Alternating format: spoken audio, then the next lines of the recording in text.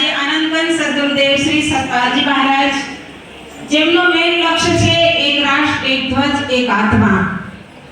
કેમ કે જ્યાં સુધી વ્યક્તિ પોતાની અંદર રહેલી પોતાની શક્તિને નહીં જાણે, પોતાની અંદર જે સુસુપ્ત શક્તિ આત્મ તત્વ રૂપે છુપાયેલી છે એને નહીં જાણે, જ્યાં સુધી વ્યક્તિ પોતે પોતાને નહીં ઓળખે ત્યાં સુધી સમાજની અંદર દેશની અંદર આગળ કઈ રીતે વધી શકશે।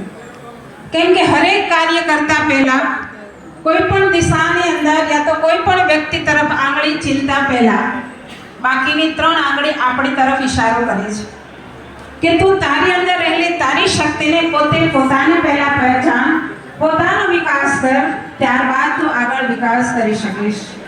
એટલે આજે ભારત વિકાસ પરિષદ જે એક ખૂબ સરસ એક કાર્ય કરી રહી છે કે વ્યક્તિ પોતાના વિકાસની સાથે સાથે સમાજનો પણ વિકાસ કરી રહી છે।